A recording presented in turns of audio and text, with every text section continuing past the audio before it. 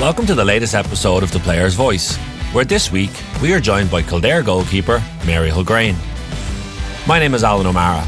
I'm the host of this podcast, a former Cavan goalkeeper, and now work as a performance and wellbeing consultant with sports and business leaders around the world. During this powerful and insightful conversation, Mary reflects on her wellbeing journey and recovery from alcohol and drug addiction. She talks about the importance of accepting help and shares some of the highs and lows of life in recovery. Mary also chats about learning to love herself, prioritising self-care, and the things that help her to stay well. If you're a GPA member in the Republic of Ireland and are impacted by this episode, please call 1800-989285 or you can text GPA to 50808. From Northern Ireland, please call 0800 044 5059 or you can text GPA to 85258. If you aren't a GPA member and want to learn more about important mental health services, check out the likes of the Samaritans, Pieta House, and for addiction-specific services, check out Quinn Moira. The Player's Voice is brought to you by the Gaelic Players Association in collaboration with Real Talks. The podcast series is part of Bio 360, a GPA programme that empowers inter-county players across 4 key areas: life skills, well-being, dual career and transitions. Please go to bio360.gaelicplayers.com to learn more. But for now, please enjoy this episode of The Player's Voice with Mary Hulgraine.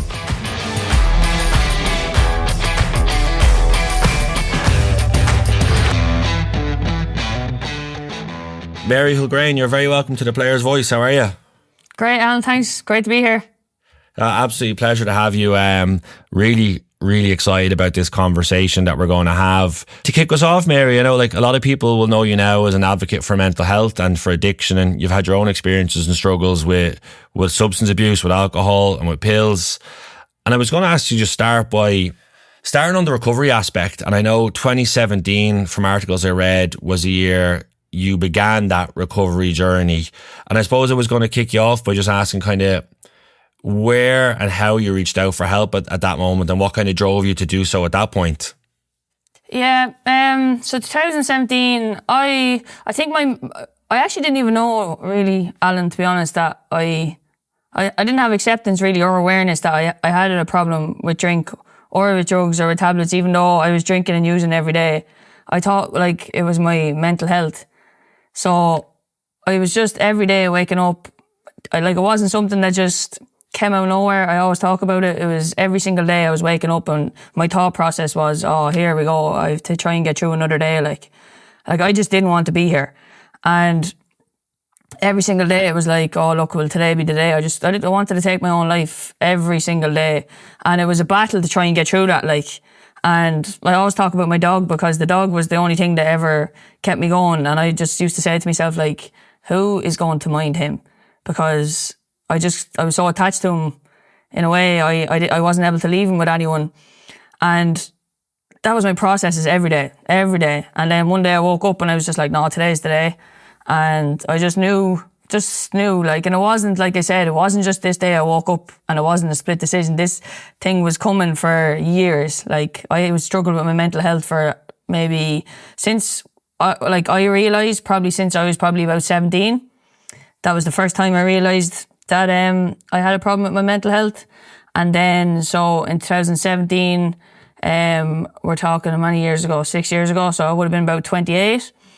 So I'd struggled with it for a good 10 years, and then this day I was just like, no, I knew what I was doing, had everything organised, and I said I'd walk the dog one more time. And I went for a walk. I live on the Curry here in Kildare and do the same loop every day. I always tell this story if I'm doing talks or anything to kids because it was so important in my journey. Like, and in my head, I was done. Like, there was no reason for me to be here. No one loved me. No one cared about me. I was worthless. Like, I valued myself as a piece of dirt on the floor. Like, that's where I was internally. And went for this walk. Brought Bales with me. Bailey's a big golden retriever. And he's there beside me, actually. Look, I'll show you. How beautiful. He never leaves my side, like. But we went for a walk and I did the same loop I always do, and it's about 15 minutes. I came back up the road and I remember coming back up the road and I was met by an old man, and I used to walk, like, I was at the stage where, like, I was so paranoid and anxious all the time, even leaving the house. Like, I used to just wear a jacket and put my head down, and I wouldn't speak to anybody on the walk. Like, I even used to tell people, like, I remember I used to only go to the shop, like, when it was dark, because I was so anxious about meeting someone, or I was just really, really struggled with anxiety, like, massively. But I was just walking my head down, and this man stopped me, and he was walking this little Jack Russell, and I remember he just said to me, and he stopped me, and he was like, wow, isn't he a gorgeous dog? And I just remember looking at him, and I was just like, I just looked at him differently, and I was like, yeah, he really is. Like, I remember he put his hand on me like that, and he just said, I hope you have a wonderful day. And I don't know what it was, like, something inside me, it was just like this little thing of maybe hope, or I don't know what it was, but that man changed my whole life, like that little social interaction with that man. And I was coming back up the road, like, that's all he said to me, Alan. It was just like, I hope you have a wonderful day. And he just put his hand on my shoulder, like, and I was coming back up the road that day, and I just remember saying, like, I wonder if I actually asked someone how to stop drinking and how to stop taking drugs, I wonder would my thinking change? Because I thought it was a mental case, like, I was like, I wonder would it change if I just stopped drinking? And I remember walking up that road, and I said, I'm going to make a phone call. I knew who I was ringing, and that was in the morning at maybe 8, 9 o'clock. And I remember it took me till 7 o'clock or 5 or 6 o'clock, I think, that evening to make the phone call. Yeah. It was just, no, I can't make it. The fear inside me was just, it was massive. And to this day, I've never met a fear like the fear I met that day, trying to pick up the phone to say, look, I need a dig out here. Like, and it was only a couple of months ago, Alan, to be honest, actually, I was doing a session with someone, and I do a lot of counselling, a lot of work on myself still, like, and I was doing a session with a man, and he said to me, Mary, you do know that man was sent from God for you to save you that day. Like, and I never looked at it that way. Like, I never met that man ever again in my life, and I've done that walk every single day, like, and he said, that man was sent to save you that day. Like, you do realise that. And to me, like, it was, like, and my whole life changed then that day. Like, I rang that man, I knew who to ask, I just rang him, and I remember picking the phone up, and the fear got me, my voice was shaking, and I just remember saying to him, look, he thought I was ringing him about football, like, and I just remember saying to him, look, I need you to tell me how you stopped drinking. Because I knew that man was in recovery, and I knew he hadn't drank in 15 years, and I just wanted to know how he did it. Because I thought to myself, Jesus, if I just go easy on the booze a bit, you know, and the drugs, that I might get a bit better, like, that was my thinking. But he said, talk me through, stayed on the phone with me for about an hour and a half, Alan, and just talk me through a few things, and he said, I'll collect you there this evening, and we'll just drive around, we'll tip around, we'll have an old chat. But to me, that was the hope I needed, like, you know what I mean? Someone cared 100%. about me. Someone cared about me. Someone was listening to me. I was telling this man on the phone, like, I want to take my own life today, like, I don't want to be here, I feel worthless, like, and he's like, yeah, that's okay, we'll get you through it, like. And to me, it was like, it was everything. It changed my whole life that day, like, and he collected me that night, drove me around, and we ended up going to our first meeting together. Now, I was hoping the car would crash every 2 minutes because I didn't want to go, but I got through it, and that was the start of my recovery in 2017. Wow, it's such there's such powerful moments and insights and perspective from yourself there, and like, as I'm reflecting on kind of what you've shared, and thank you for that, like, I visualize you out on that walk feeling kind of despair and hopelessness and like disconnected and probably lonely and just like all sense of hope being gone. And in some ways that interaction with the man, like, it, as you said, you don't know his name, this like nameless man, like, it sounds like that small act of kindness was just a spark of warmth, or like a spark of care or compassion or connection almost, maybe at a moment when you just started to really think that it was fully gone in your life. I don't, like, again, if I'm putting any words in your mouth, or as I'm like from, yeah, that's it. Like, it's so crazy, or not crazy is the wrong word, but like, it's so, like, that's just that small gesture, or just that act of kindness was just a spark of hope, or a literal tiny bit of warmth in your day that just made you like kind of rejig your thinking just a little bit, right? Yeah, that's what I always said to someone, like I was told to me very early in recovery, like, you have a head that lies to you, and like, always remember that, like, your head will lie to you some days, and that's why it's important to just see it through and let it pass, and then your thinking can change again. Do you know what I mean? Jeez, I was in a bit of bother there, but like, that man was so kind, like, to me, and even, I just remember the way he spoke to me, it was so gentle. And I was just used to everything was really hard in life and just stress and pressure and always having to fight for things. Yeah. And like, to me, like the only way like I was able to react was someone being gentle and kind. And I wasn't used to it, like, and it just, even when I rang that man, I remember he was so gentle to me on the phone, the way he spoke. And it was like, I want that. I wanted what he had, like. So like that exchange or that interaction, Mary, then like, so obviously you go off and your head is spinning again and you're thinking, and I'm sure there's endless amounts of internal dialogue and self-talk, good and bad, and everything in between. And then like I want to touch upon that kind of moment of making that call or reaching out for help. Like I've been very lucky over the years to have various of these kinds of conversations with people with different journeys and different experiences. And a common thread is always like knowing and deciding you're going to make the call, and then the fear, dread, the anxiousness of the in-between of actually trying to do it. And like I'd even share like my own experience of that was like, I remember I wanted to reach out to the GPA's helpline, typed the number out on my phone, couldn't press the green, but at the time this phone still had buttons. It was a BlackBerry, and I couldn't press the green button, so I put it away. And then later on that evening I did it again. And I was like, no, I can't do it here because I'm in a house with people, so I need to leave. And then I was walking down the street and I would go to press the green button and I'd see someone coming at me, but like I was like paranoid, anxious. What if they hear me? What if they say what I'm about to say? So I kept walking on the streets of Dublin till I found a street where there was no one on it, and then I called. And I suppose I just share that with you from the perspective, because you touched upon it already, of like the hours in between. Talk to me a little bit about what's going on, I suppose, in the build up to making that call, because there's so many people who will struggle with different things and they get close to reaching out for help, but then don't, because that fear kicks in, that anxiousness kicks in, that self-doubt kicks in. So any insights or any kind of experiences you want to share in that like window, I'd love to hear from you on that. Yeah, I just know, like I always say, like to this day, it was the hardest thing that I had to do, like. And I remember I was going on a bus somewhere that day. I think it was on the green bus up this way, and I remember my memory isn't great, like to this day it's not great, but like I've little kind of memories of things. But I remember that day I've just been on a bus, and I remember walking up that road that day thinking, I know I need to make the phone call. I remember looking through my phone and seeing, yeah, you have the man's number that you need to ring. And I knew it was that man, and I don't know why in my head. And I've only maybe had 2 encounters with this man before. But I knew, I was like, it's the only person that I need to ring. But I remember being on the back of that bus and seeing the number on the phone and clicking out of it, going back in a few minutes later, my head was constantly lying to me. My head was constantly telling me, like, you don't deserve help. There's not, all that's wrong with you is you do need to take your own life. Do you know what I mean? The devil on the shoulder was so much louder. And it was constantly telling me to do the wrong thing, like, and I always just remember when I was small, don't know, it came from a movie or something, but I used to be a little daredevil, like, I have a brother there and we used to always be doing things, but I always remember he used to say in my head, like, face your fear and your fear will disappear. And I could be, if I was going down a big slide or something we were doing, like I was always like, face your fear and your fear will disappear. And I remember that day, that's what I said to myself.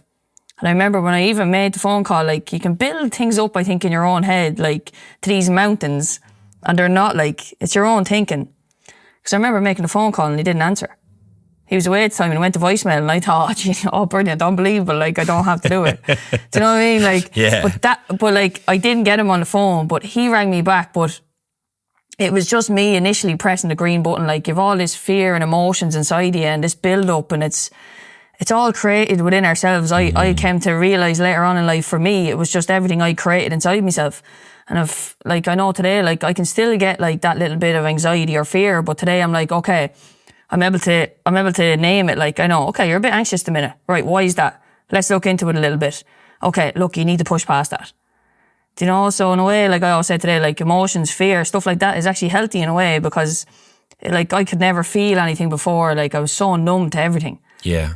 But like that day, it was just the anxiousness and like the fear inside me had me crippled. It just, the resistance inside me was so strong, because to me, asking for help was a sign of weakness, Alan. Do you know what I mean? And like, I'd never asked for that in my whole life. I was always the strong one. I always had to get by. We had to do this on our own. Everything. You were always like dependent, and you never asked people for help. And for me to actually put my hand up and surrender and say, look, I need a bit of a dig out here, for me was the ultimate sign of weakness, like. Okay. And I came to realise later on in life, like, that is the greatest form of strength you can ever have as within your character, like, is to be able to surrender and say, I need you, I need a dig out, I can't do this on my own, like. I couldn't agree more with what you've said, Mary, and like there's just real power in that, and like often like we'll regard resilience as the ability to like endure or to embrace the struggle and to keep going through it all, but what you're describing there is that relationship between vulnerability and courage, and then that actually helps you build real resilience almost, because like I suppose for you to drop the mask, to stop acting, to stop pretending.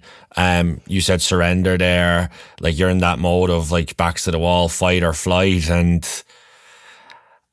what was that like then on the other side? So the man that you calls you back, you talk to him.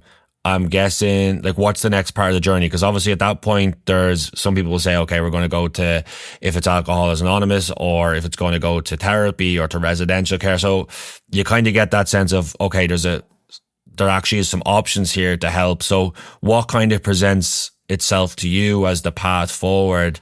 And then I do also want to say and throw it to you, often we hear stories of person struggling, reach out for help, begins the journey, and like, you know, it's all good and like fair play to you, look at you now, and we having this chat today. But I'd imagine there was huge fear and huge conflict within you and around you still at that point, was there?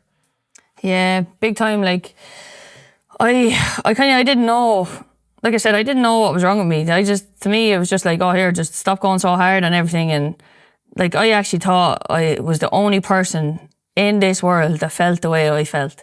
Like I did not think there was anyone else in the world that knew what I was talking about. And I remember when I rang that man that night, and he understood everything. It was like he understood my thinking, he understood how I was feeling, he understood where I was coming from. Just, I never felt so heard in my life, like. And it was because he was another addict, like. You know, I was able to relate, and I just thought I was the only one in the whole world like it. And yeah, I went to my first meeting that night, and I just thought, look here, I'd be grand. Like, you kind of just stop taking everything. But like, couldn't be further from the case. Like when I look back on it, I drank, and I later on took drugs as well, because I wanted to escape reality, because I couldn't sit with myself, I couldn't live with myself. I ran from everything my whole life. I was never able to take responsibility for anything. And when that was taken from me in the kind of first, when I look back now, like I would not, if I was advising someone in what way to go in recovery or what to do, it would be everything I didn't do. Like, don't do what I did, because it was so wrong. Like I stopped taking everything, and I ended up in awful bother after about 2 days. Hit withdrawals, and I ended up in a doctor then. I actually ended up in a psychiatric unit in the hospital then. And then trying to get bloods and stuff done after about a week, and I was waiting to go into treatment, and something came back then in my bloods and that I couldn't go into treatment, and I had to get other treatment. So for me, that was kind of the kickstart of me constantly relapsing. Okay. I thought I was going into treatment, like, in my own head, right, look, you're going to be whipped out, taken out of your environment, and you're going to go and you're going to get well. Something came back in those bloods that I couldn't go into treatment, and to me it was like, oh, here, look, this is a sign for you that you don't deserve to get right. Mm-hmm. So for me, that was a roller coaster of the next 3 years of me trying to get clean and sober, and it was constant relapsing. I was back into the environment I was in. I left the psychiatric unit in the hospital after a few weeks, and I was back in the same environment, isolated. I was going to a few meetings, trying to do this. I was putting a day program, trying to do different things, but like I was going and just giving lip service, telling people I was clean and sober, but I was going home and stop drinking then, because you could smell alcohol. Do you know what I mean? And start going a little bit easier on the harder drugs, and start kind of abusing tablets then a little bit more, because you couldn't really see that as much. Mm-hmm. But it was all just escapism. It didn't matter what it was. You know what I mean? It didn't matter what it was. So I was going and being dishonest, like, just saying, oh yeah, look, I'm 6 months clean and sober here. Now this but you weren't? No, I wasn't, no. Yeah. So this is in 17, 18, 19. I really got clean and sober in 2020 on 15th of August, but that was the first time I ever was like, right, But for 3 years, I struggled, and I never say like I hit rock bottom, Alan, because I thought in 2016, like everyone looks back and says that was one of the best playing years of your life. Like you won an All-Star, you won Player of the Match, you won an All-Ireland, you won everything. I was depressed out in my head that year, and I was the worst year of my life. Like, and I never say you hit a rock bottom, because where I was before I asked for help again in 2020 was the exact same place I was that day I was out walking that dog. Do you know what I mean? Mm-hmm. The exact same place. I was back suicidal, back didn't want to be here. I was after being 3 years of lying and just being dishonest and trying to do... I was trying though, Alan. That was the thing, like, do you know what I mean? I was trying, but my addiction had me, like, I was completely powerless to it, like. There wasn't a day that I didn't take something, no matter what it was, like. You know, it was so hard looking back. That's why I really just feel for anyone in early recovery. Like, it's the hardest thing I ever did in my life. Like, and if you ask me would I do it again, I don't know if I could. Like, but when I know what I have today, I wish I could just play someone's tape forward and say, look, I know what you're going through, but look, 3 years down the line, I'm just going to say, if you had told me today what I have and where I am, like, I never would have believed you. Like, and I don't mean materialistically. I mean what I have in here. Like, no, of course. Yeah. Oh, it's different. But yeah, but look, 3.5 years, 2020 then, I realised it's the exact same place I was, back suicidal, didn't want to be here. Right, well, you're going to have to start getting honest. And for me, that was the biggest thing. Like, you said about wearing the mask, like, I sure had 6 or 7 different masks, like, all the different, do you know what I mean? I think that's such a powerful point, Mary, from the sense, and like when we talk about recovery, and again, I touched upon this from at the start, like sometimes like it's, you know, you read a leaflet or you see a website and it looks quite linear, and it's like point A, point B, and then you go to C. But I think like it's for recovery, and particularly from an addiction perspective with substances, or also it can be similar with gambling, for example, like the recovery is often like very messy, and very few are able to go like enter recovery or help and then like shoot forward from that. Like there's quite often, and I think it's important to say, there's quite often relapses, there's quite often like struggles within that process. And you've talked kind of quite openly there of that, like almost being a 3-year period, because basically, and again, I'm going to try and maybe describe some of what I've heard to you, and I'll throw it back over to you to counter or explain. But you've talked already about, you know, maybe 10 years of substance abuse, of numbing yourself, of suppressing, of wearing masks, of hiding. And then the start of a recovery process like that's often starting to peel off a band-aid where more pain and hurt can actually come through. And you've got to start, maybe you get a sense or a touch of feeling the feelings that you've been trying to avoid for 10 years, or dealing with the thoughts that you've been running from. And I think it's quite logical that someone may want to dip back in or run away from it then again, because you get a flavour of it and you get a touch for it, and you get that reminder of, oh fuck, that's what I was staying away from in the first place. Yeah. I just kind of, it's a perspective I'd share with you, and I just kind of throw it back to you to see what your thoughts are and kind of how that sounds to you. Yeah, big time. I always say, describe my head as like a washing machine. It was just always noise. When I first discovered drinking drugs, it was like all that was just silenced. So then my whole life then I just tried to chase that noise being silenced. When I come into recovery, you know, your crutch is gone. You can't take drink, you can't take drugs, you can't do anything here. And all of a sudden the head comes back at you tenfold. It's like, I didn't disappear. You've just been trying to quieten me for the last 10 years. Like, and that just was that overwhelming at that point then? It must have been, right? Oh, yeah. That's what I said. I didn't even get a day clean and sober, I think, Alan. I think it was just literally the next day. I remember, we'll collect you. I was like, going to collect you, and we go to another meeting then the next day. And that was the same for a couple of days. And then I ended up then just, look, I need to go to the doctor. I'm seriously not well here. Like, and then even it's mad because the doctor gives you something thinking, look, this is going to help you. But then I'm addicted. I have such an addictive personality in everything I do. Like, I'm like, oh yeah, you latch on to that then. Okay. Do you know, and then I started eating benzos to beat the band. Like, do you know what I mean? Just thinking, but sure, you can't just take anything as prescribed. Everything has to be to excess. Do you know? And it's not about what you're taking really. It's about your behaviours around it all and the reason why you're taking it. Like, do you know what I mean? So it was messy for me because, like, it didn't matter what the addiction was. It was just once I was getting some form of escapism from my own head that I didn't have to live in reality, that was all I wanted. And when I was in recovery those first kind of 2.5, 3 years, it was I'd find it in that. Like, you can find escapism in that. Like, do you know what I mean? Food, it can be and exercise. So, like, today, I just try and channel it healthily, like, and I know, like, look, Jesus, say at the gym sometimes, I'm going to go to the gym again there later. But why are you going to the gym there later? Like, do you really need to, like, show yourself a bit of kindness and compassion today? So I think for me, that's probably the hardest thing to do. It was always so hard on myself, you know? It's always so hard on myself. Like, you spoke about resilience there. To me, it was always just like, keep going, no matter what circumstances are. You just keep going forward. Like, you don't stop.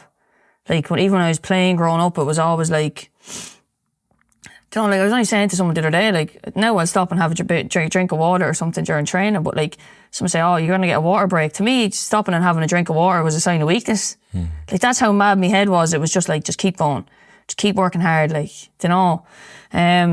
So, like, yeah, when I talk about early recovery, like, everyone's journey is kind of different. Everyone's on their own journey. And that's why I say, look, you'll find your way and you'll find your path. But, like, just because it works for someone doesn't mean it works for someone else. Do you know what I mean? Oh, like, 100%. I know, everything I had to go through in my recovery wouldn't have got me, like, where I am today unless I went through it all. Do you know? So, like, you meet people, but, like, yeah, I was blessed in a way the last couple of years with the people that were put in front of me, but my early recovery, I wasn't so blessed. Had a lot of lessons to learn. Do you know, that kind of way? So, yeah, it's a journey. It is. And I think if I had been honest from the start, I would have got it a lot quicker. If I was telling them, just look, just be an open book and just be honest, because I was just wearing every mask under the sun and lying through my teeth about everything, and do you know what I mean? And I was getting what I deserved in terms of I wasn't getting well because I wasn't being honest, like. And yeah, the head was just in the same place it was that day. I was out walking the dog, and didn't, like, even that day, saying that was 2020. Like, nothing happened that day, but I actually just sat down myself, and it was just, I had this moment. You know, you have those light bulb moments in your life.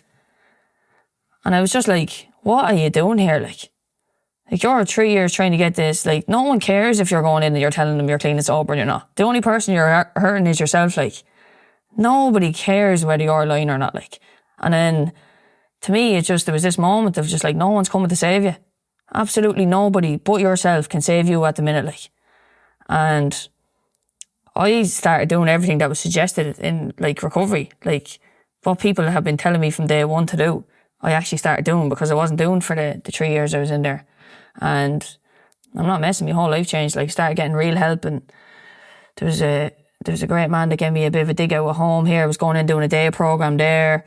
I was getting as many meetings as I could. I started therapy.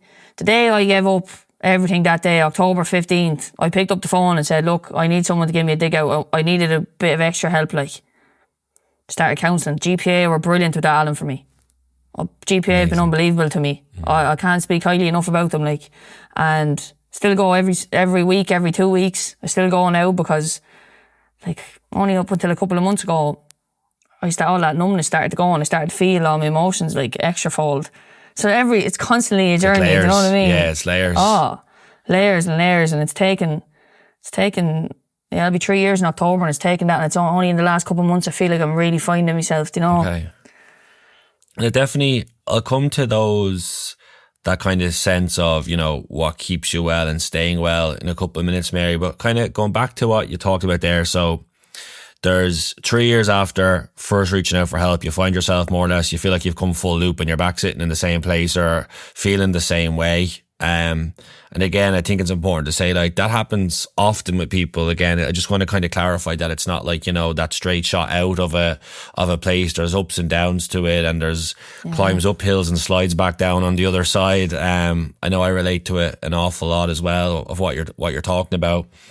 But then to find yourself there, like, 3 years later, and I think, like, in some ways, like, the negative voice in your head might say, hey, listen, you failed again. Look at the state, like, you're back here where you started from. You haven't a clue. But then I'm also kind of thinking, as I listen to you there, Mary, like, whether you've been lying to people or not over the last couple of years, you'd still been going and showing up. So I feel like there was must have been a bigger bank of evidence and of awareness and the stuff that actually were going to help you get out of there. So in some ways you were back at the same point, but also it was different because you'd been in and out of different things and different experiences that it sounds like then were actually able to help you move forward from there again. It was almost like a take a deep breath and reboot, and I'm going to give this another push. Is that kind of what happened? Yeah. I think like when I first reached out for help and I got into recovery, it was like, right, I didn't want to feel the pain I felt inside me anymore. And for some day when I met that man, I valued myself that, look, there is a little bit of hope here. But when I came into recovery that time, everyone was telling me, look, I'm going to come here and bring you here and do this. And like everyone was kind of like almost, it was so overwhelming to me that everybody wanted to help me then. Mm-hmm. Whereas I was in this isolated place a couple of weeks ago, like sleeping on a mattress in a house, like had nothing. Do you know what I mean? I was just homeless, like I had nothing. And now all of a sudden, like it was so overwhelming to me, like, and everybody wanted me to get well. And I know almost in a way, like, I've always been, like, so defiant, like, Alan, just since I was a kid. Like, if you try and tell me to do something, I'm going the other way, like, in a way. And I think what changed for me that day in 2020 was, like, I was like, right, I want this for me. It's for you. Yeah, oh, big time, yeah. I knew I wanted it for me and I was ready, like, and I always said to people, like, if you're coming in or you want something, like, you want to change, like, unless you really want it, it's not going to work. You have to want it for you. And people say, look, will you go and help this person and that? And I said, yeah, look, I will. But like, you do understand, like, they have to want it for themselves. And I just know that from my own experience, because for 3 years I did it where everyone else wanted it for me and I just ran the other way. And then it all changed when I decided, look, I'm ready. I want it. What do I need to do here? Because I was just on my back again. But that's what changed. I think the biggest thing probably. Yeah, that's huge. And like, obviously, as you've described quite openly, like the crutch of whatever the substance was of the time was something to kind of hide behind and numb yourself off. And you getting into that to take that away and to kind of get back to, like, I'm going to call it surviving, just kind of getting through each day, one day at a time. And to get a sequence of those days together. And then you do that, right? So you get 2020, you get back into recovery. I'm right in saying that you've been in recovery since that day. Is that correct? Yep. Like, good for you and congratulations. Like, thanks. But I suppose so day by day, I'm sure there was times in that, Mary, where it was second by second and minute by minute and hour by hour. Moment. Yeah. And as you go through that and stay true to it, and as you said, there was somewhat of a penny dropped or a light bulb moment of like, no, this is for me, and like, I'm worthy of this and I have to do this for myself. What's it like then going to, you have that window where the substances or the crutches have kind of been removed. You're getting through surviving. What's it like then to go to the next layer? You mentioned counselling there, going into therapy where it's actually, I'm sure you're going in and someone's putting the mirror up in front of your face and saying, who are you? What do you see? What was that? We said layers earlier. What's it like then entering that layer of, I suppose, recovery would be, and most importantly, your journey then? Yeah, I think what changed me was that someone said to me, look, you're either going to end up two places, Mary. The way you drink and the way you use, you're going to either end up dead or else you're going to end up in recovery. So what are you wasting your time for? Like, if you want to live, like, there's no choice. So it was like, what am I wasting all my time for? So that was probably one of the things that someone said to me, and then that no one was coming to save me. That, like, you do understand, you can't do this unless you want it. Like, and then to like that, picking the phone up to ask for help for counselling, Alan, was massive as well. And like I said, I was blessed this time with really good people around me. Like, there's a saying, like I always say, that like, I can't, but we can, like. And I was really blessed this time with good people that were trying to get me well. And I remember going to counselling. Someone had dropped me there. They dragged me in the door and said, look, I'm going to drag you there. Just go in and sit, listen, and then walk back out. And the fear, like, that day as well was massive, because I didn't know what I was going into. The fear of the unknown, and I was going to go and it was just me in a room, whereas all my meetings or the day work I'd kind of gone into, like, most of it was group therapy. Yeah, you can fade into a room if you want to, or kind of feel that you're...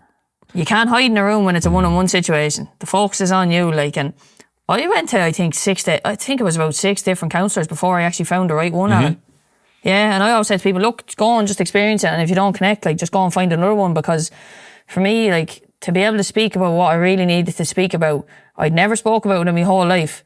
Like, I had to take the right person, if that makes sense. Like, and the right person is out there. So people say, oh, they have a big fear about going to counselling or going to therapy. Like, yeah, but like, if you find the right person, like, it's not that hard. Like, but so like I said, I remember going to a person walking back out, someone in the car, I said, I'm never going back to them. They said, Mary, just give them 3 goes. No, never going back. You may find me someone else. Went to another counsellor, same thing, came out, no, that's not the person. No, we'll try a woman. No, we'll try a man. No, we'll try an older person, younger person. Then the right person was put on my path by someone else. Look, there's a fella here, I think you should go talk to him. Met him, straight away walked out and I said, he's my man. I said, I'll go back to him. Went back to him and not messing. Like you said about the layers, do you know what I mean? I thought after a few months, Alan, jeez, I'm sorted, like, I'm not messing. 3 years later, I'm still going to him. I still can't wait to go to him now. At the start, not easy, like, not easy.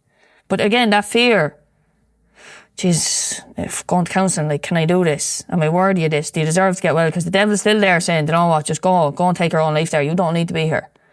You don't deserve to have a normal life, like, you don't, you know, all these little things that, I never thought about having a future, Alan, if that makes sense, because I didn't think I deserved it. Like, my own head, like, I didn't have a future, I didn't plan anything, or, you know, my own head, I like, just, I didn't deserve it. That's where I was internally, like, and so I went to counselling. That was massive for me. Started taking care of myself a little bit, if that makes sense. Like, I used to just, I just think back, like, I just used to be manky, like, I used to just get up and just not even wash myself, and I used to go out the next day, same stuff on from the day before, and I just had no self-care, just didn't love myself, didn't even like myself, couldn't love myself. People say, you have to learn to love yourself. I was like, I can't even look in the mirror, lads.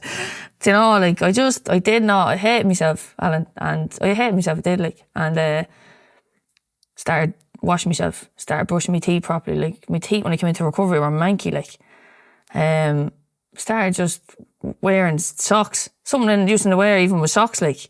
Now every morning the first thing I think about is when I put on a pair of fresh white socks, and I love it because I'm always reminded to say, remember you used to go out when you used to not even wear socks, like. But like little things like that to me, just, I always say the abnormal was just normal, like. Yeah. I didn't even see anything wrong with what I was doing. So like learning a little bit of self-care was massive, like, and learning even say, go and cook yourself or make yourself even a sandwich and sit down and eat it. Everything I always did was rushed and it was running around. And I remember my counsellor actually said to me, right, I want you to do something for today for yourself, like, and I want you to go, I want you to make yourself a sandwich, make yourself a cup of tea, but be present while you're doing everything.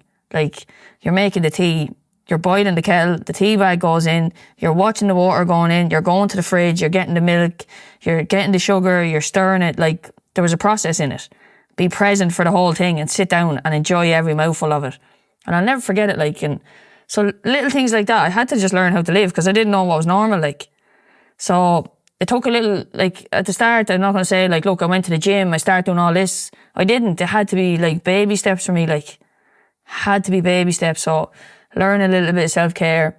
It's something that was said to me very honest. With the minute you get up in the morning, go make your bed. It's the first task done for the day.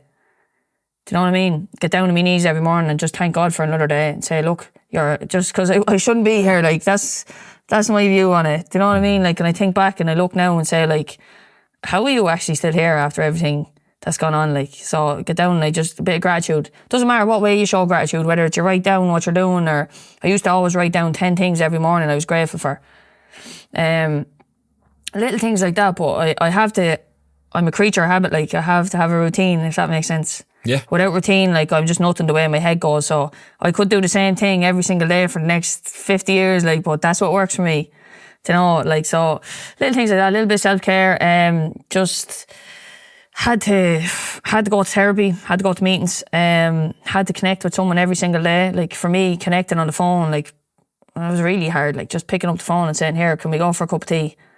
Do you know, that was really hard. That's probably the hardest thing out of the whole lot, or else I'd be in bother. And instead of ringing the person when I was in bother, I'd wait till I was out of the bother and then I'd ring them back saying, Jez, I was in awful bother there earlier on. Yeah, but sure, what are you doing ringing me now when you're out of it? Like, ring me when we're in it and we'll talk through it. Like, you know, so I was still trying to do, all that stuff took a bit of time. And then started doing through therapy and through meetings and through counselling and all that, started doing the bit of work I needed, my bit of step work, all the stuff I had to do in recovery, and that went back and it took all the skeletons out of the closet. Like, had to go and get rid of everything before I could move on, you know, and that was a process, because my process every morning waking up was past Sure. experiences. So I had to get rid of that noise. And look, I know some days I can wake up and my head can still be at me and I can say, all right, look, I'm in a bit of bother today. Like, it's not gone. It doesn't, for me, it's not just going to magically go, like, but I know the minute I wake up, within 2 seconds, I'm like, uh-oh, pick up the phone, listen, minute about a bother. Right, well, let's have a look at what you did yesterday. Let's have a look at what's coming. Let's see where this is kind of coming from. And talking about something and then just realising, you know what, your own thinking's just doing a job in your hair. Like, it's not too bad. Like, I find like a lot of our own anxieties or worries are created in our own head. Like, when you break them down and share them with someone, they're not really that intense anymore. So at the start, it was baby steps. But now today, look, the gym for me is just love a bit of training. That's what the football as well. Like, just love going training, just getting out of myself, because like for me, my first addiction, I always look back, was football. Like, when I look back when I was very young, like my head was mental still when I was a kid. Like, I was always couldn't concentrate. I was just daredevil, always out going, doing things. But football, I was present. Do you know what I mean? Like, when I was playing football, I was there in the moment. And for me, to this day, it's still like that. It was my first addiction, like, but I also say my first escapism, because, you know, all the noises in the head quietened when I was playing football as a kid, and today it's still like that. So I love, I tell you what has helped me massive, a bit of meditation. And do you do any meditation? Yeah. Oh. Little app on the phone. That's how I do it. But yeah, I used to think it was for mad people. Like, people said to me, do a bit of meditation. I was like, will you go away? Like, do you know who I am? Like, and I remember sitting down, put on YouTube, put the headphones in, close the eyes, lay back, put something over my eyes on the bed, and 5 minutes, I found a 5-minute guided meditation on YouTube. I'll never forget it. Lay back, and I just got to this place, and all the noise in my head was just gone. And I was like, this is a different level. Oh, meditation, and all of a sudden everything that you're worried about isn't so relevant. Like, so for me, meditation and a bit of prayer is huge for me as well, you know, and I have to give back, try and help someone else wherever I can, and that's important to me. A little bit of service is very important. Started ice baths then as well in recovery. I find that unbelievable, because in a way it's like that shot of adrenaline to the system, isn't it? It's like, it's kind of like that bit of adrenaline just opens you up. So I find that great for just grounding myself. Massive. But routine probably is the biggest thing, Alan, really, when I look at it. Okay. And I, like, you know. Oh no, 100%. Like, as I'm listening to you there, Mary, like there's so much that I could jump back in on, and like you said, routine there, and again, your routine will be entirely unique to you. Yeah, big time. And that's like, it's always about, and you mentioned it earlier too, like figuring it out what works for you. Because it's like, what works for me won't work for you, what works for you won't work for me. Absolutely, there'll be some shared learnings in there and quite similar things. And it's funny, I kind of laughed there when you said the ice baths and the grounding experience. For me, when I was at my worst mentally, one of the things that I used to go to the swimming pool, and whenever I put my head under water, I wasn't a great swimmer or anything, but like I would kind of do like a half-hour swim up and down the pool, but bringing my head under water like that grounded me. Is like very similar to what you just described, and that's what I'm saying, like it's same but different. Do you know what I mean? Yeah, that's right. Yeah. And the other thing I love, just as you were talking there, Mary, like you mentioned baby steps, and you mentioned that kind of, like, I think when we talk about big concepts, you've mentioned a few of them there. Let's say it's self-love, let's say it's self-compassion, self-awareness, the kind of stuff internally that we're trying to develop, like skills that we're trying to develop.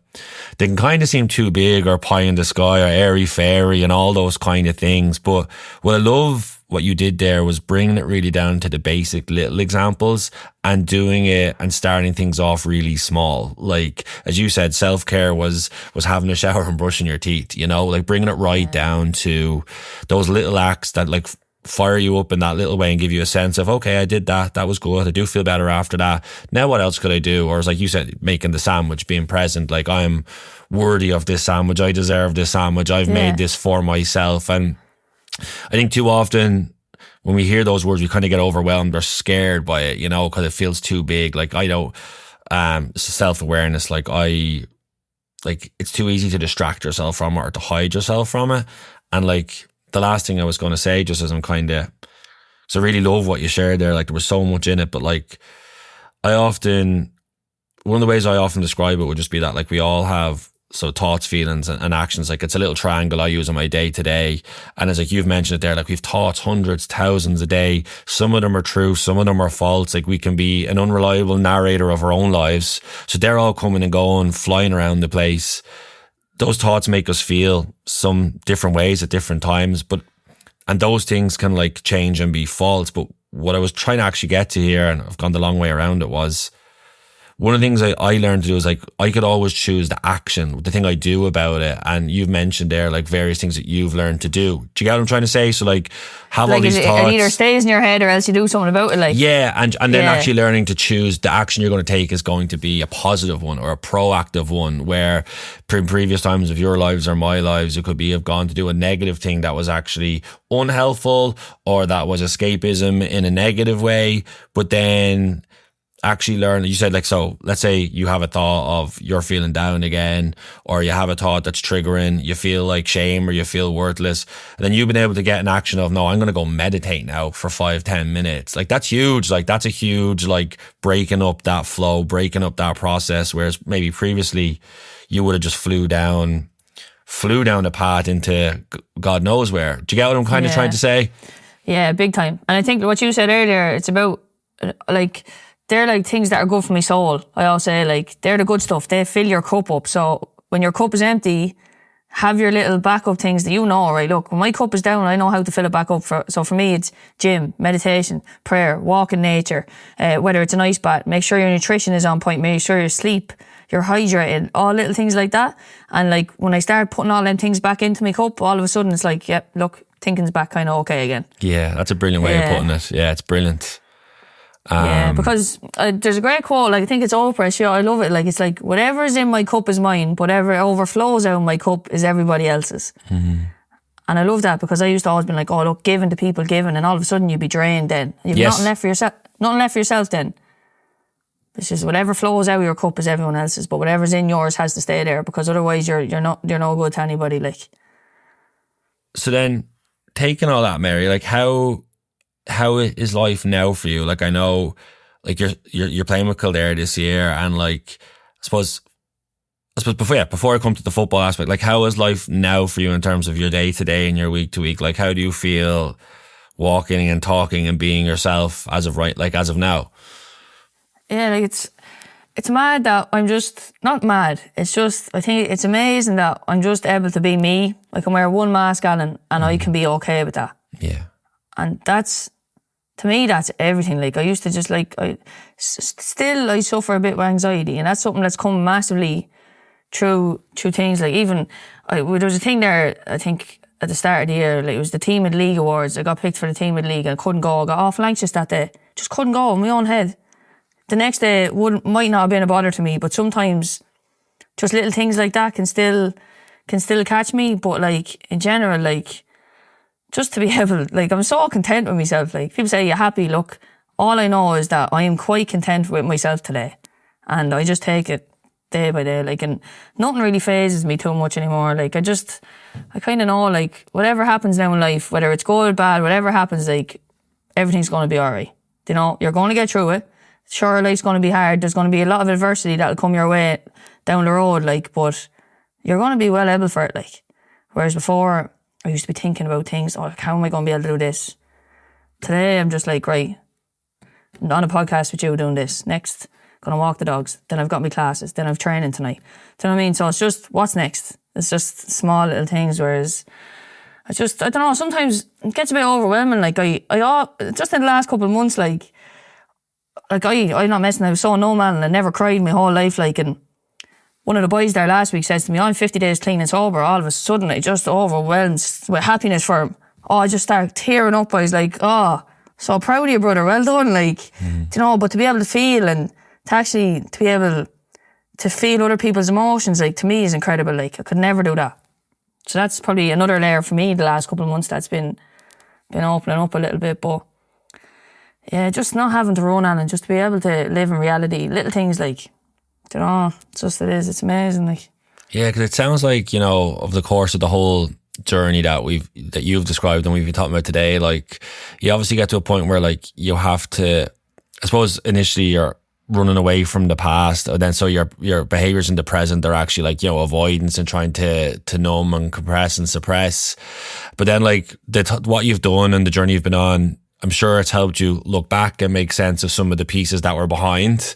But then it's also given you, like, skills and tools and the capability then to actually be in the present, in a way that I hope and that I throw to you that is kind of going to guide you into a good future or a better future. Whereas I think you said earlier, like you couldn't even think about the future because that was just like, and it's just that kind of adjustment of you're kind of now being in the present to have a good experience of that moment, but also with some hope for the future rather than being in the present to get away from the past. Is that kind of like the relationship? I might have half botched it, but that was kind of what I was thinking as I kind of listened to you there. Yeah, no, big time. Like I said, even I probably dealt with a lot of stuff in my past then and still had massive like resentments and was still holding on to so much. Like I remember someone saying to me, "Do you know you're going to have to learn to forgive that person to be completely free?" And me thinking in my own head, are you having a laugh? Like, yeah, my shite. are you mad at you? Like, and it's like, look, you're not forgiving their actions or what happened. You're forgiving them for you to be free and for you to live in peace. And when I understood that, like, that was a different level of freedom again. Like, do you know what I mean? I'm like, look, whatever's happened to you has happened to you. You can't do anything about it. But like, it's your responsibility, but how you let you make it feel like inside you. Do you know? So, like, letting go of forgiving people and letting go of resentments was massive. And that was a different level again. Because still, even though I thought I was doing well, I still had this stuff inside me. Like, I know, like, I'm not messing. Like, if someone does something to me or something bad happens or someone says something, I said, you know what the best thing to do for them now? You go and say a prayer for them because that's the best thing you can do with them now. People are like, what? And I'm telling you now, just you need to be free for yourself, not for anybody else. Like, so that was huge. And then something that helped me actually, just when you were talking there, reminded me, I remember last year, I made a vision board. No, it's not here on my desk, it's in my bedroom, but I like, to me, like, a future, like you said, was just not going to happen. Like, so someone said to me, do you know what, go and make a visual. I'm a very visual person. And went and got all the things that I said, like, look, imagine this perfect future. So I printed out pictures of them and stuck them on this cork board, and I have it in my bedroom. So the minute I wake up in the morning, it's the first thing I see. Like, I'm not messing around. I was looking at it the other day and I was like, Mary, like, do you know how much of that you've already clicked off? Like, wow. It's nuts, like, but like visually, like, I'm a big person for like not manifesting things and doing nothing about it. I'm a big person for like visualizing stuff, and like when you see something, then you can go get it, you know, that kind of way. So like I for me that was huge as well, because I know where I want to go, I know where I've come from, but I know exactly where I am and what I need to do to get to where I want to be, if that makes sense. Totally, 100% does. Yeah. And like with that kind of line of thinking then, Mary, like I wanted to ask you, like, as you work on yourself and evolve on yourself and kind of develop the stuff we've talked about, like the self-care and the self-awareness, how different is your relationship with sport at the moment? Like, so you're still playing, this season is rumbling on. I know by the time this one comes out, you'll have probably played your semi-final, so I hope it's a win. But how different is your relationship with the game itself, and what kind of role does sport play in your life now? I think it was almost like learning a different sport, like, to be honest, and like, because like we played in 2016, I remember standing in Crow Park that second half, and I remember like kind of coming through, and I remember being like packed stadium, like the senior semi-final was coming on after us, maybe 50,000 people in the stadium, and I remember looking up going, what am I doing here? Like, do you know what I mean? I was after being out drinking the night before, like, and just after sobering up in the middle of the pitch, like, kind of going, what is going on here? And all I was thinking in my own head is like, geez, I can't wait to get off this pitch to go and get something, do you know what I mean, to get out of my head a little bit. And so when I still played in 2017 after we won the All-Ireland, and then I stopped playing for a year or two because just that was all the middle of my relapsing. And then I came back last year playing, and it was just, I actually asked the manager at the time, could I play outfield, because I said to myself, you're going to be way too much time to think here. Yeah, and goals. Too much thinking time, yeah. Oh, you know, as a keeper, like, you're it's so much thinking. So I went back playing outfield last year, and then this year I came back and I was like, no, like, I'm in such a good place, like, but first couple of games I'm not messing, like, and I was just like, I'd never but I'd never felt nerves in my life because I'd never felt anything. Yes. People say to me, how did you do this and how did you do that? And like, I was just so fearless before because I never felt anything. Whereas now I feel everything. And I remember the first game we played and I was in goals and I was like, lads, this is a different ball game. Like, I was like, I really had to learn. So like, now I get a little bit nervous before a game or anything, but like that. But like, I'm just so like, whatever's meant to be will be. Like, I'm really like that. I'm real chilled out. But like, the first couple of games it was a big change. And like, even say, like, I used to be an awful woman for playing, like when playing club football or whatever. I was just so full of anger. Like, just always getting red cards, getting sent off and fighting. Like, always trying to fight. Like, and now, like, someone would come on the pitch and start mounting to me, and I'd just be like, yeah, whatever. Look at the scoreboard there when it's over. Like, you can't touch me. Like, you know what I mean? You're not going to get me to engage anymore. So there's no point coming near me, because whereas before I'd bite back at that, like, whereas now I'm just like, yeah, whatever. Like, just don't say anything you regret or something like that'll hurt someone. Because at the end of the day, I always say, look, once you do the right thing, the right things will happen to you. I always say that to myself, like, but being in goals, like you said, it's been a big change. Like, yeah, it was so much time to think. Like when you said that example of like the thinking time, and I know I go back to an experience of my own journey where it was actually, I was heading into probably a third kind of mental health dip. And I remember I was playing in Croke Park too, Mary, and you said the thinking time, and I remember looking around, like in the second half it was an All-Ireland quarter final against Kerry, and I was standing there being like, is this it? Like, is this all this is? Like, is this all your life was going to be? Like, is that all? Like, the game's going on. Like, there's kick passes over and back, and I'm standing there having this chat. I think it was such a surreal experience. I know you said it there, like to be where you are now, and then looking back at a time where you said like you were kind of half sobering up in an All-Ireland final. Like, that must like really ground you, and like, because you obviously don't want to forget your past, because it can help you and it can kind of ground you and remind you of where you've come from, which is important. And then, like, does that, like, how do you reflect back on when you share those experiences, when you articulate those things out loud? Like, how does it make you feel as you, like, even just having this whole conversation today, like when I suppose we've talked about their division board and looking forward, but obviously being aware then that you are looking back and talking about past experiences, like, how does that make you feel? I always just look at it, I think, like, look, if I can help someone in one, like, any way, whatever it is, I'll say if I'm doing a talk and someone's listening to something you're saying and you help one person that day, like, your job is done. And I always think back, geez, if I had heard someone speak when I was back in the depths of it, and something had reached me about, look, it's okay, like, you're not the only one that feels like this, like, you can get help. To me, like, it would have been everything. So I always just think of the younger Mary, like, if that makes sense. Absolutely. Yeah, but like now when I talk about things, like before I had no emotion or absolutely no feeling towards talking about something about myself, if that makes sense. But like if I heard my story from someone else, I'd be like, oh. But like when I talk about it, to me, I was just numb to it. But now, like someone said to me there, we had the quarter final last week, and someone said to me like, 2016, you played in Croke Park, you don't remember any of it, Mary. I really hope this year you get back there and you remember every single little bit of it. And in my own head I was thinking, like, it would be class, like, that's my goal, like, it is, to get back to an All-Ireland final and to be like, right, don't forget where you've come from, but that doesn't define you. Who you are today is what defines you. Like we spoke about it earlier, like my addiction, my recovery, all that doesn't define me anymore. I've been through it, but like, who am I as a person today is like who I am. But like, I definitely feel a lot of emotion, like just the last couple of months, like I said to you, like as the layers come off. Yeah, whereas before I just never felt any emotion towards myself, but I would feel it towards other people. But now I'm like, I do, yeah. Because even like I can feel myself welling up at times now before, whereas I just talk about it like with no emotion. Like, I was like, geez, do you remember it like that? Like, so I don't know. I think to get back there and to do it, I don't even care. Like, I always like, look, I want to go out to win, like, but at the end of the day, like, I said, go out, if you do your best on the day, like, you can't do any more, like, there's going to be so other variables and factors that will influence the game. Like, once you know that you've emptied everything, like, you're winning. That's success at the end of the day. Like, I'm just like, just get back there and just be like, right, you're doing all right, like. Oh, definitely, you're doing more than all right, and I kind of, like, as you mentioned, like the feelings there, I think it was a previous conversation on this series with Niall McNamee, Mary, where he described, I think it was Niall, but he described like one of the best things about getting into recovery is that you get your feelings back, and one of the worst things about getting into recovery is you have to feel them. But that's part of the journey, So I used to run from all that, Al, you know what I mean? I used to run away. The minute I'd feel something, you'd be gone. Give me a drink or a drug and that's gone. Yeah.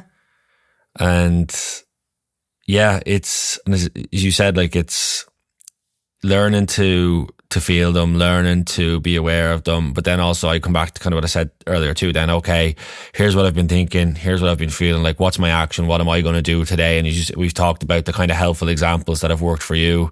And the other one to say is that, like, as you keep peeling those layers, I get the sense, Mary, that like you feel like you've peeled the layers back a few. I'd imagine there's probably another couple to go there. But is that whatever troubles that might bring up, or any triggers from past or present or future that bring up, knowing of having a relationship with a counsellor and being aware of the support services, that when things do flare up or if there is trouble, does that give you a sense of comfort as you kind of move forward and look ahead to the future, to know that there's not those years of hiding? You said if it's in the back of your car, Mary, or hiding in a living room, like being on your own, feeling isolated, feeling disconnected, to know that help does exist. You've asked before and it's come, but now you also have relationships and people around you. And you said we earlier, to know that whatever does pop up, because stuff may happen down the line, to know that you have that help and that support readily at hand, and people that are going to be there to help you, but also places you can go to help yourself. Yeah, big time. It's almost like your new crutch is like, as I said, like usually the first thing I do if I wake up is I pick the phone up, and then I do all my other little bits to fill my cup up. But I was very blessed, like I said, Alan, with GPA. Like, they've helped me big time in terms of counselling and funding and stuff like that. Like, and I understand a lot of people, especially in recovery, can't afford that. Like, and I also, even when I'm talking to the kids or that, like, if you just find someone you trust, like, it doesn't have to be a professional, just someone like, look, I'm struggling today, and for you to be able to be a little bit vulnerable with them and to have that connection that you can say, come on, we go for a walk, come on, we go for a cup of tea there.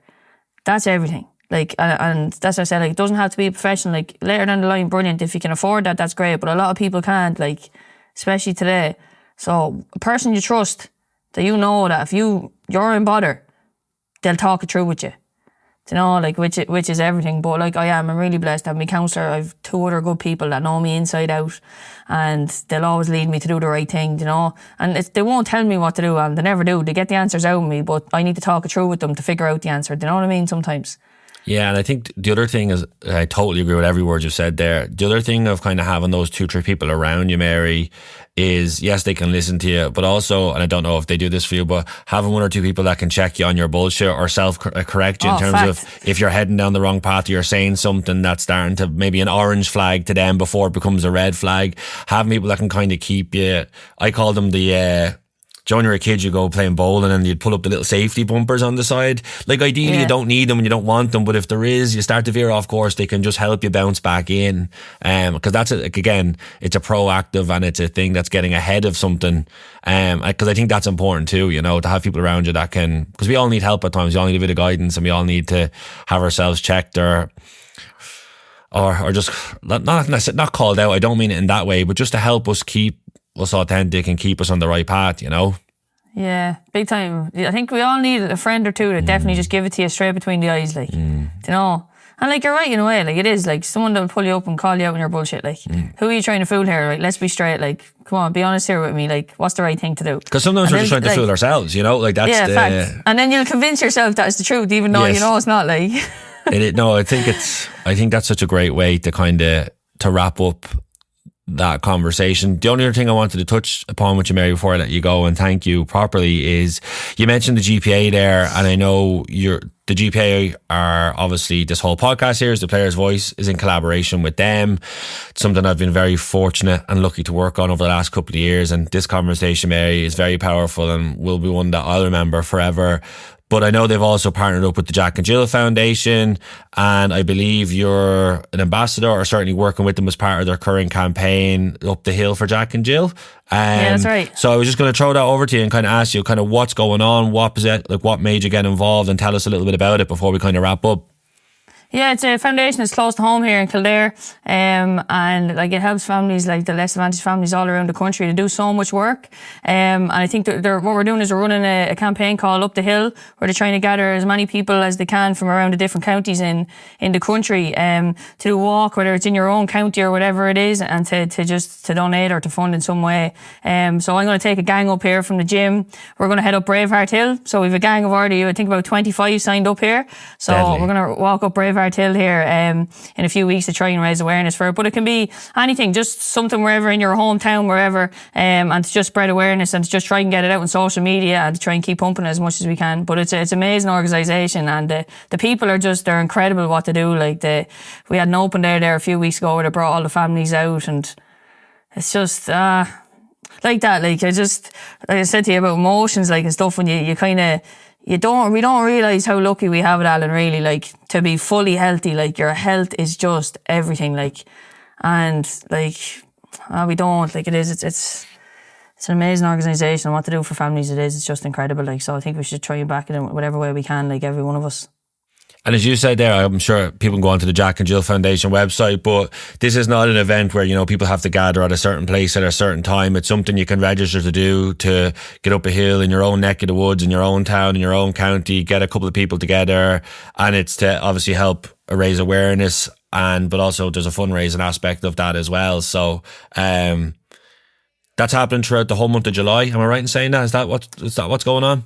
Yeah, that's right, yeah. And that's what you said, like, anyone can do it, anyone, any age, you can bring the kids, it's a family thing, you know what I mean? You don't have to have massive fitness levels, just something, get there, get the thumbs up, get it out on social media, and just and donate on the page, yeah. No, what I'll do is I'll find the full link, Mary, and I don't know if you have your fundraising page, if you want to send it to me, I'll find the full link and I'll put it into the outro of the podcast for anyone who wants to go and check it out, because I know over the years Jack and Jill have been heavily involved with GA players and groups, and the work that they do is phenomenal, and glad the GPA are working with them as well. I'm very best of luck climbing up that hill and bringing the rest of them with you. But yeah, I suppose the only thing I've left to say to you is thank you. Thank you for your honesty and your insights and your perspective. And I think we've said it multiple times that everyone's journey is their own journey. And it's about what's finding right to you. But there's also huge power in sharing experiences, sharing learnings, that what we've talked about might help someone find their thing, might help someone reach out for help in a different way. I really do want to thank you for looking back with me and reflecting on that and sharing that. And I just want to wish you the best of luck in, I know there's a game coming this weekend, but the best of luck in that, but also best of luck in the future, and keep doing what you're doing and keep shining bright. And you have a huge amount of insight and perspective to give. Yeah, very, very privileged to have this conversation with you, Mary. Thank you very much. Thanks so much, and just to thank you as well. I shared with you before, I remember, about your book. Like, it just, like, that for me, that was a massive part of my journey as well, and what you're doing is incredible as well. Thanks a million. No, I appreciate it. And that's, again, like, I did my book, Mary, because my hope was always that, like, people can find it on their own time, in their own space, and if they take one thing from it, they can take it. And I'm quite confident, I believe, conversations like this, where it's a podcast, it's on a phone feed, someone may find this conversation 3 years on from now when we release it, and find it at the right time, that can actually help be a prompt, be a trigger in the right way. And that's what I love about the Players Voice series. We get to capture experiences and perspectives from different people, from different places, with different backgrounds. And I think that's important, because I think we all learn in different ways, and sometimes you need to learn at the right time for you. I could give, someone could have maybe say, for example, someone could have given you my book 3 years earlier, and you could have laughed at it and went, that's a load of bollocks, and thrown it out, Yeah, and so I do believe people find things often at the right time for them, and it's like, okay, I'll actually have a read of that, Yeah, fact. But thank you for reading the book. No, thanks. Thank you. I appreciate it, Mary. I'll let you go, but again, just Mary Hulgraine, thanks so much for joining us on The Players Voice. Thanks, Al. Thank you.